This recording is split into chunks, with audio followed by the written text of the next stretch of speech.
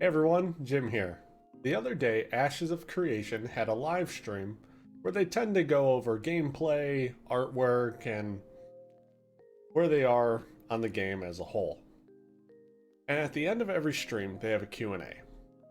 Here we have Steven Sharif, creative designer, Jeffrey Bard, lead game designer, and Margaret Crone, who's the community marketing lead, I believe. I think that's it.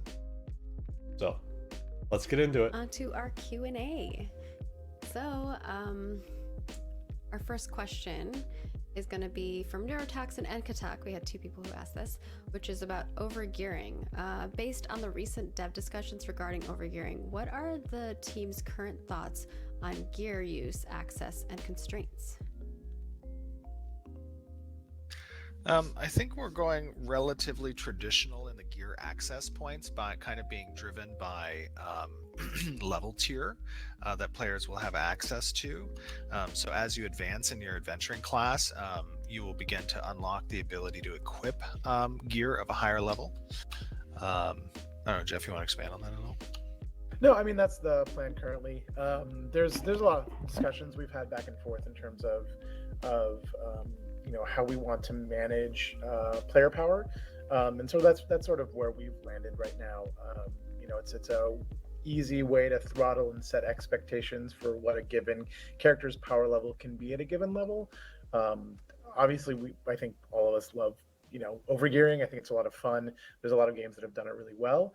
But with the number of levels Kind of that we ruins already games, have though. in this game, we kind of wanted to make it easier on ourselves in order to help create like power level expectations for a given character, and sort of have mins and maxes that we can balance around. So that's where we are right now. Now that doesn't mean that won't change later on down the road, but that's kind of where the team is at. And our next question is from Real though, it does ruin Satsuki games. and Logan from the forums as well. And this So the whole thing with the gearing, right? WoW is actually having this problem right now. This is now the second time that they've done an item squish or a stat squish, and it happened, I think, the first time in MOP, so like 8 years ago or something along those lines, and they recently just did it again, and now they're actually combating it from, in a raid, your normal raid is giving like 200 eye level. Normally, the next one would have given like 225, maybe 220, something along those lines. And they brought it down. So then Heroic now gives 213. So that jump that would have normally been 225 is now a little bit lower. So that's how they are watching out for that, which is good. is about cosmetics. Could you please elaborate on the philosophy behind why a cosmetic skin can only be applied to one character at a time? Yeah, absolutely. So cosmetics, when we're talking about purchasable cosmetics, really the idea there is the meaning of those cosmetics in some way is augmented by its exclusivity. And that exclusivity translates not only in sometimes a limited quantity and or limited time frame, but also in limited application as well. Okay. We want to make sure that because we're a non-box purchase game, meaning there's no box price to play Ashes of Creation, it is only a subscription. That's beneficial because it reduces the barrier of entry, and we want a high population, obviously. But at the same time, one of the ways we augment the revenue flow to sustain constant updates and new chapter releases and additional content within the game is through a cosmetic only marketplace. That means absolutely no pay to win whatsoever, and that will be adhered to forever, but kind of providing these limited options that a lot of collectors out there like when it comes to achieving and or purchasing cosmetics. It means something, I think, when players make that decision to either purchase or they go through the rigorous portion of achieving those things in game, that it is not just everywhere around them and becomes meaningless at that point. Could, I guess, I guess the question is, you also need to have an item before you can put these cosmetics on it. So like you can't just put this cool looking armor on like a level 1 armor. Like you'll have to attain the same level armor. And we'll have more details about like what those are as we get further along too. So the costumes, actually, just to be clear, the costumes don't really have a level restriction on them. You could apply them to lower level armor. Transmogs, there will be specific rules when it comes to taking different armor pieces and applying those visuals to certain armors. And the same is true for, let's say, mount skins. Mount skins do require, yes, there to be a specific type of mount achieved. But yeah, I hope that gives a little bit of explanation. Cool. Okay. Did you have anything to add to that, Jeff? You had like a thinky face for a moment. I was thinking, and then Steven answered what I was gonna say. So perfect. Sorry. Bard has like he never gives input. There. It's like really rare, I think. Jalon wants to know. And actually, let me just add that too. One last thing. Sorry, Jalon. Sorry. Is it true that as a company we could make more money if we did not have limited time cosmetics, and those cosmetics could be purchased at any point going forward? Absolutely. From a pure business standpoint, we could. But I'm a collector at heart, and in games I've played in the past, I have been just looking at your creepy dolls behind you. Oh, what? Your collection of creepy dolls. Yeah, exactly. Those are John's collection. Sorry. I have been duped in the past. Right. I've told this story in the past. There was this one game I played, and there was this bear skin, and I really wanted the bear mount to because I had like 2 or 3 other types of bears, and this was I'd never seen this bear before, and I was like, ooh, I want that bear. And they only gave it through boxes. You had to buy a bunch of boxes, and they were like fucking loot boxes, man. I tell you, $10 a box or something. And I think I had spent like $400, and I didn't get the frickin' bear, and I was I don't know how much I spent. I spent a lot of money on it, and they released the bear again like 2 months later on the marketplace. You could just buy the bear directly for like $20. I was so mad. I was so angry. I don't know if I quit at that point. No, I quit when they introduced something else. Sorry. I would be so pissed. I was so pissed. So one thing that, yes, it's true. We could make more revenue as a company from a business decision standpoint if we continue to sell cosmetics that we create later on and stuff. But we're not going to do that. And because the reason we're not going to do that is because from a collector's spirit, you want exclusivity and limited aspects of these things, because it's cool to know that there's a downside to it too, because if you didn't find out about the game until months later, yeah, you're SOL. But at the same time, like, you want that type of integrity in the company that's providing this game, because you know that when future stuff comes out, you will be safeguarded from what I had to go through in another game. It's the same thing with sales and knowing like when to put them up. Like if you sell something full price the first week and then like you're like on sale the next week, the people who bought it the week before are going to be upset, right? Like it's there's a lot of companies that will be really cheesy, and it feels gross as a player. I will say, however, that experience I had with the cosmetic thing, that wasn't the worst experience of a company. The worst experience I had was when Steven's just dishing it. Do we need some tea? I'm not even gonna get into it. I'm not gonna get into it. He's just being, or they're just being his like therapist. Nope. What was Jalon's question? Sorry, Jalon.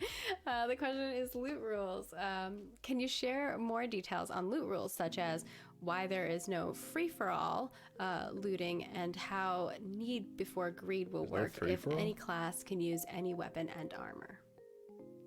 There will be free-for-all looting. Yeah. By free-for-all, you mean essentially on pickup, whoever picks it up. Oh, yeah, okay. That's an option. Oh.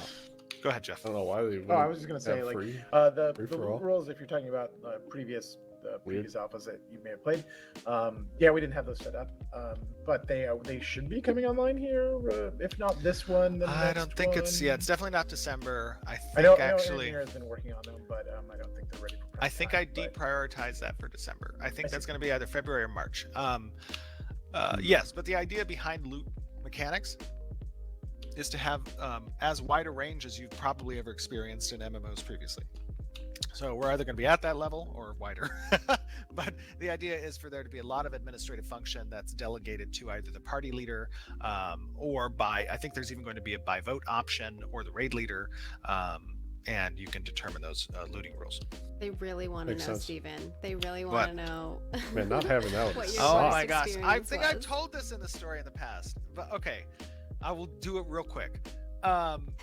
There was a shop in this game that I played, and there was a particular resource that was in the game that players had to harvest through normal means of acquiring, seeds to, plant trees, and these trees could be converted over to I don't think a I've heard this particular story. type of tree that was like the base resource mechanic for progression within these tractors and vehicles and whatnot. And people built their entire economy in the game, and it was a player driven economy. They built their entire economy in the game around being able to, capitalize on the low chance of these trees becoming this particular resource.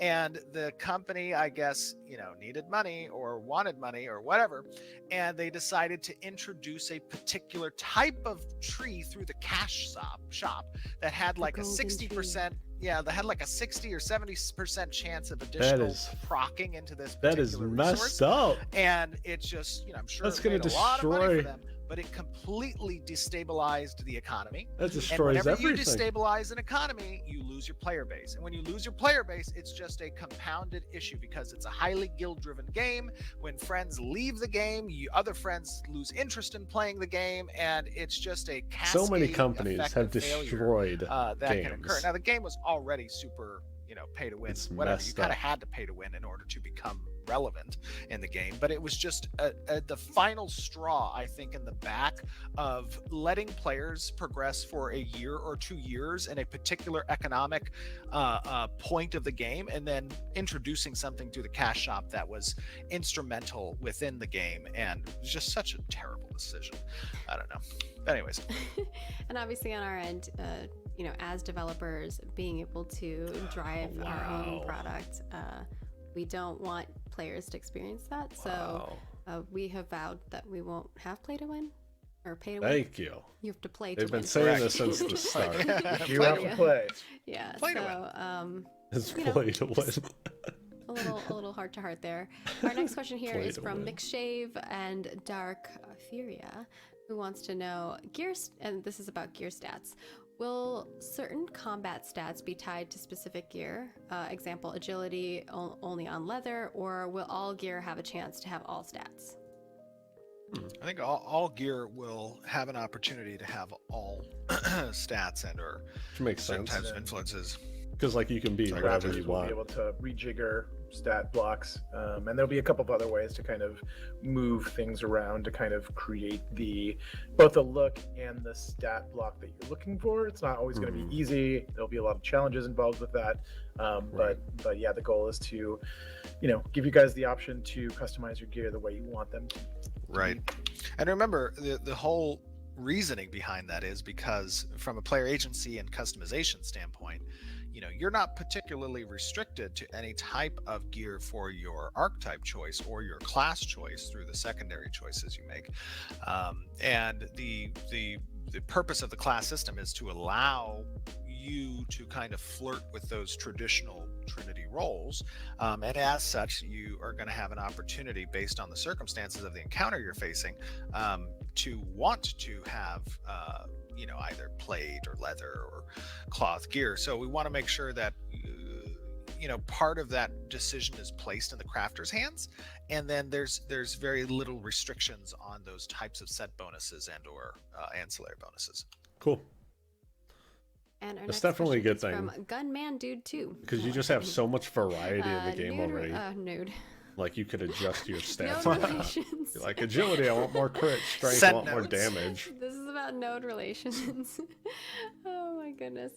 What are some of the ways that players of different nodes can wage indirect war against each other? Perhaps based on their node type. Example, military node sending raid parties, and an economic node disrupting trade. The chat. Makes sense.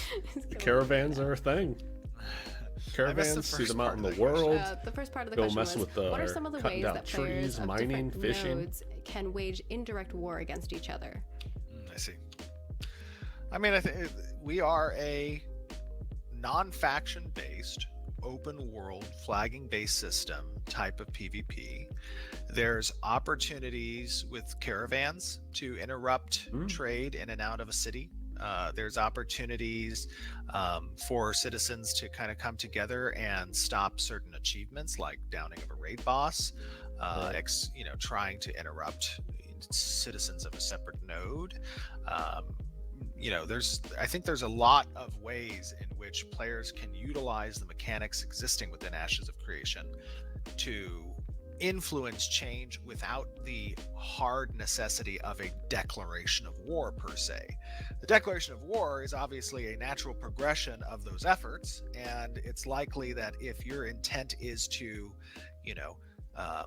restrict progression for a group of people, whether that be guild dependent, node dependent, race dependent, whatever, there's opportunities for you to start at a point and escalate. It doesn't always have to start at war. And I think, players will have a fun time exploring what those mechanics are. You piss enough people off in the world, it's like, and woo! Tyrenter wants to know, Free and reign. this is about flagging. Will players have the option to manually flag themselves as combatant status without attacking or AoEing anyone first, should they choose? No. So the flagging Wait, system what? is no. So you can. I'm sorry. Let me clarify. There's Just two like components what? to the. I know. I think so. So you can create a way where you allow yourself to attack an opponent, but the actual purple flag doesn't occur until you strike an opponent. We have a way that we toggle PvP through GM command in the current server environment, where we can turn everyone purple. But technically, the flagging component is you're allowing your character to strike another character. Otherwise, like if I targeted you and I did not activate my force attack command, I couldn't attack you, right? But I have to press Control F, or I have to hold Control or Alt when I attack, and then that will allow me to attack you, and that turns me purple when I do attack you, right? I thought that you could flag yourself and set yourself as being a combatant Control and just F. live there, right? Like I thought Right. that was No, one- so okay, got it. Yeah. So this is my inspiration for the flagging system is Someone else in the kind of company is like comes confused. a lot Like, what? from what What do my you mean, experience no? in Lineage 2. And the idea here is that you must attack the opponent in order to flag. So everybody is a non-combatant by default. Correct. Okay. Yeah. Yeah, and, Alright, and the idea yeah, you there pretty much have to is force the reason yourself to for attack that is Makes sense. there's a benefit and a downside to flagging first. The benefit of flagging first is that you have landed a strike on an opponent. In some way, shape, or form, that strike is going to likely damage them to a degree. But the downside is that anybody else around you now is carte blanche on destroying you without any penalties, right? So you're opening yourself up to attack per se. The other downside of that is you are not, unless you're in a party or a raid with the opponent you're attacking, in which case you then couldn't attack them, but you will not see their hit point value. So there's a little bit of a risk if you're, attacking an individual, that you could kill them with the attack as well. And if you did kill them with the attack and they were a non-combatant, you would gain corruption, and nobody wants to gain corruption because corruption is a severely debilitating status for a player. So yeah. Okay, and then Sarah was saying, our Lieutenant Toast, our community manager, was saying that some people were asking for a follow-up on the need before greed part of looting and how it will work in regards to if all weapons and armor are able to be used by all classes. How does the need before greed system work, since anyone could claim need? So if people are claiming need and they don't actually need it, it's going to be up to the party to kind of adjudicate that situation and be Makes like, sense. hey, stop rolling on this item as Stop a rolling on need. everything. Yeah, stop rolling at everything. And if you don't, you can find a group elsewhere, or we're not going to invite you to future parties. Yeah. There's obviously downsides. That's and one thing upsides people to any forget. type It's of just loot like protocol that the party's going to choose, and it's just going to be on the party to kind of to go through that. Yeah, we're not saying any given piece of gear belongs to any given class, right? Gear will make sense more with certain builds of a class, as opposed to, all rangers get dex gear, right? There will be other situations where that ranger might want different types of gear. They might want strength, they might want wisdom. There's a whole lot of stuff that might work for their particular build. So right. And I just want to go back for 1 second to Ranger the could go into flagging, like discussion. off cleric build. I noticed a lot of people in here saying Lineage 2 had the best flagging system. I agree, actually. For a non-faction based game, I do believe Lineage 2 had the best flagging system of any MMORPG I've ever played. And I thoroughly enjoyed it. There were some downsides, and I believe I've addressed those downsides in our flagging system when it comes to not allowing for PK alts or griefers in the kind of way that we saw them in Lineage 2 at least. But I believe That's that one the I system, have never played. PvP is intended to exist within. I should probably try that, systems. because it's That'd be taken the so many of the caravan things system, from the that castle game siege, to the this node one. siege, the guild wars, the node wars. Those systems don't use the flagging system. They all use instead an organized event system, which turns you into an attacker or a defender, and you have other attackers or defenders, Depending and on you what you do not choose, yeah. receive the same type of death penalties that you would normally receive through the flagging system. The flagging system is intended to provide a way by which players can exercise their agency in the open world outside of those events in a non-normal environment. So, like, I have beef with this person, we're not in a guild or we don't have a guild war, but, they're mining some unique ore and I'm going to take advantage of the situation. I'll take the risk. I'll get the corruption, whatever, my emotional investment level is so high that I don't care about the problem side of that thing. But generally, corruption is a deterrent to griefing. Corruption will be a deterrent to people PKing because they're not going to want to take those added death penalties. They're not going to want to take a risk of losing completed gear and items. The idea is to present risk versus reward in the open world, and that's what this type of system provides. We have about 4 more questions to go through here before we wrap things up. I know it's been a long Q&A, but we have, we're trying to make sure that we're thorough with these. More questions. Our next question is from questions. Jacqueline, who wants to know about music. Do you plan to support the ability for players to make custom music in-game, like the music macro language? What? we have talked about it. Yeah, we have talked about it. But scope-wise, I don't know if that's in the cards for maybe an expansion for bards later. Yeah, possibly. Yeah. It's very cool. Like it's I think we could do some really fun things with it, but it's a lot of engineering time and design work to get a system like that. That is a feeling lot. really good. Right. And our next That is a question is lot. from Akatosh about raids, and they want to know, with open world raids, how do you plan to prevent groups of larger than 40 players from trivializing the difficulty? Just gonna go So- up, I would assume. There's going to be opportunities in the open world, obviously, where a larger portion of players can come together and try to complete content. Now, in the creation of these encounters, if we're talking about world bosses, there's going to be a large amount of environmental hazards, AoE effects, and the more players that are present, there's an opportunity there where the amount of damage taken significantly goes up, and becomes what you'd think would be easier to accomplish with a large amount of players might be harder, might be more difficult to manage that number of damage being taken by a significant portion of people. But ultimately, that's one of the downsides of an open world MMORPG is there is opportunities for large amounts of players to come together outside of what the typical encounter expectation is. There's some scalability that can be had in that respect. You can activate based off of the number of player characters within the boss room or something. You can activate additional environmental hazards, additional AoE usages. You can incorporate that into the behavior tree of the monster. All of those types of things. We're not really decided per se on what route we're going to take, at least on the scalability side. I know we had a question that was posed to the community, I don't know, a few months ago on scalability in that regard. But it's something that we're going to test in alphas and betas. When we want to confine an encounter to a particular number of players, that's when it goes instanced for the most part.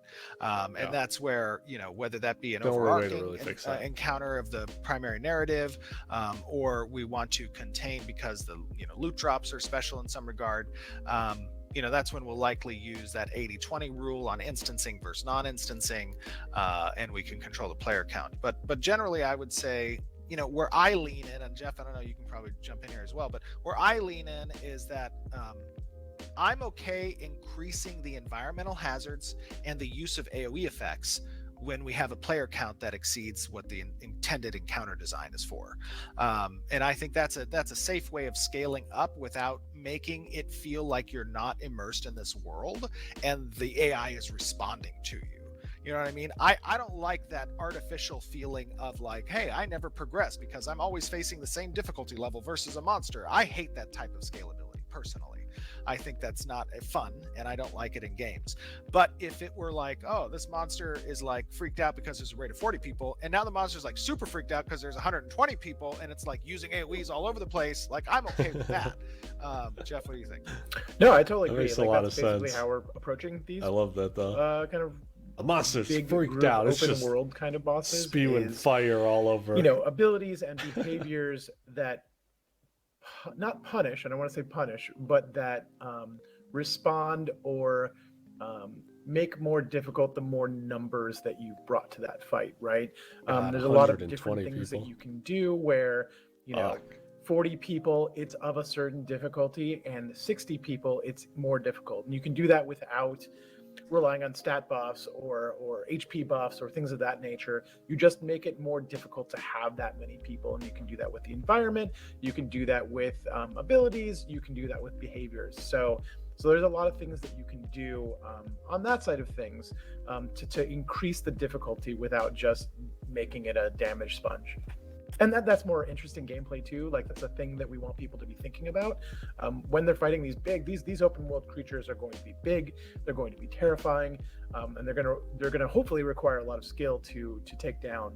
And so part of that calculus is going to be how many people do we bring to this fight. And I think there were some questions in follow-up to that in regards to imagine the solo being that player. monster. So many and fucking things obviously coming at you. those players who are trying to play, do you think there's going to be things for them to do, because I think there's concern that they might get overrun by like groups or large raids and things of that sort. Solo how you guys players? are handling that? Yeah. No, I think from a content path standpoint, there is content that's being developed for both group play and raid play and also solo play. But ultimately, at the end of the day, we have to recognize that we're building an MMO RPG, which is a massively multiplayer online role-playing game. There are plenty of great single-player RPGs out there. And I don't want to discourage more solo-oriented players from playing Ashes of Creation. I think they're going to have a great time. And there'll be a lot of content for them to kind of explore single-handedly. But at some point, you have to understand the game is designed around massive amounts of players, which means that you're going to have to interact either on an economic level with kind of procuring assets for your profession and or crafting if you're interested in that. You're going to have to purchase things from players and get housing and craft in that way. There's going to be group monsters that you're going to want to complete based off of like quest lines. There's going to be raids that you'll probably want to participate in. And because we're a non-faction based game, we're incorporating many what we call pseudo factions that gets you involved in some way, shape, or form with a community. It doesn't have to be a community that you're super strongly bonded with per se, and we can leave that kind of to the player agency to determine. But you're going to have a node citizen chat. You're going to have a organization, Scholars Academy chat.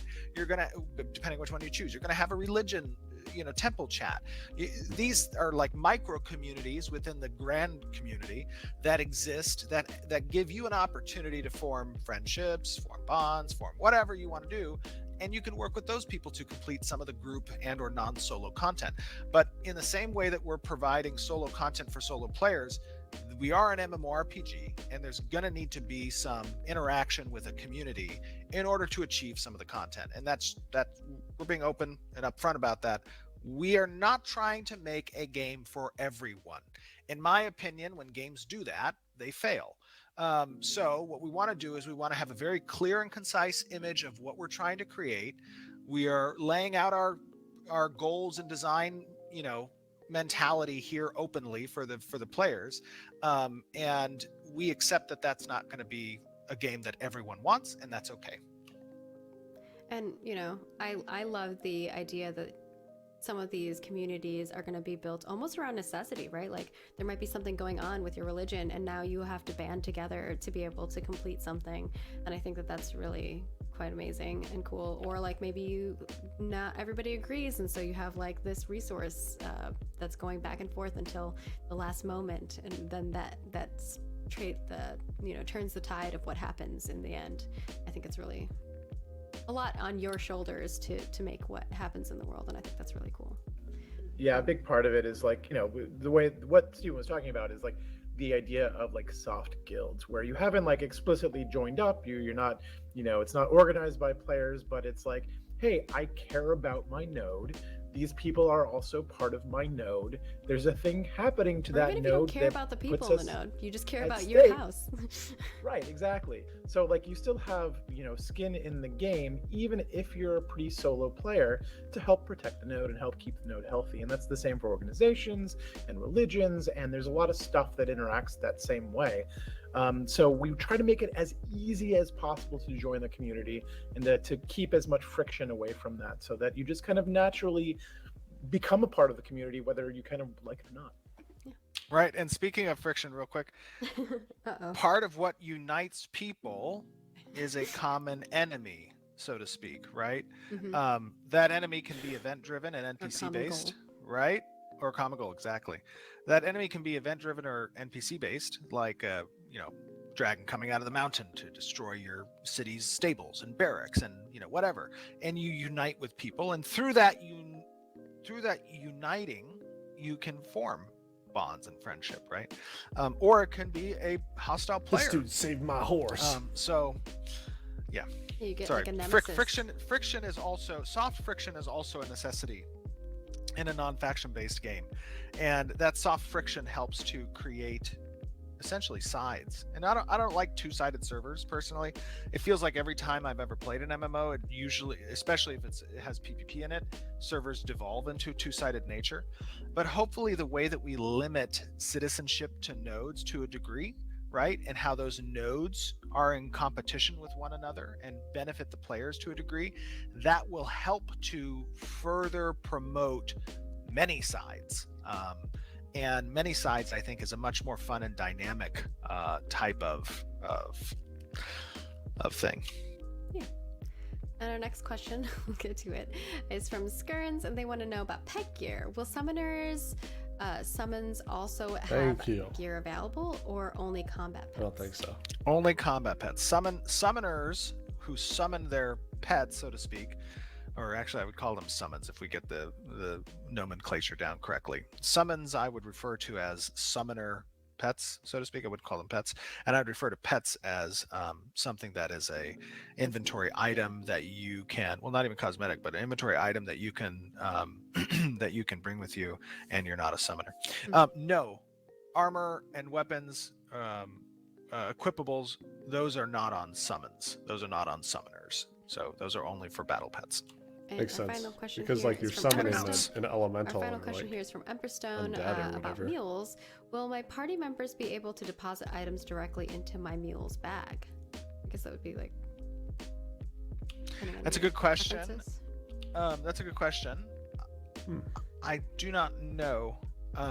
the answer to that yet. I don't think that's that bad. I don't know. That'd actually If be that's nice. the case, I think probably They not. just wanna I think give the you way we would stuff, want to but do never that take it is out we would unless have permission. a player-to-player trade available, and then from there, the owning mule can, the owning player can deposit on their pet. Well, cool. And I think with that, we have our we made it. A little over an hour, but we hope that a little over an hour and a half probably. We hope that you enjoyed our development update. We have a lot that we're still doing. We have a lot of work to do. All of us They'll be do back. today. So I'll be back next month. final reminders. We have a new dev discussion coming up for December. Definitely check it out. Please give us all the feedback. We really love that. And Toast does an amazing job compiling that. If your question didn't get answered in our Q&A, Toast also answers like a lot of them, so definitely go to the forums, check that out. We'll also share that on our social channels eventually as well too, and also on our news post. So check it, because your question might have got answered just off stream. And also our November cosmetic swap over is happening December 2nd, 11 a.m. PST. Definitely go snag up the ones that are there now if you want them, and we gave you a little teaser of what's to come. So we hope that you all enjoyed them. Again, thank you to Stephen and Jeff for taking time out of your day. I know you're both very, very, very busy, and I appreciate you joining me. And of course, follow us on all of the social channels right here on Twitch. If you follow us, you won't miss out on any of our streams. We do those monthly, and as we ramp up, we're going to be doing more. Also, we'll have this video up on our YouTube channel. You can check that out at youtube.com/ashesofcreation, and we'll let you know whenever that's live on all of our social channels. So follow us there as well: Twitter, Facebook, Instagram, Snapchat. I don't know, everything. We're Ashes of Creation all over the place. We try to keep you guys updated. Now there's this thing called fleeting. I don't know. They just keep adding more things at us, and so we just keep trying to partake in it. So once again, thank you for joining us. We will see you next month for our December update. I think it's going to be on another weird day, so sorry, the holidays are strange. But we hope that you are having a wonderful November, and we'll see you in December. Doodles. Thanks, everyone. Bye, everybody. Bye. See ya.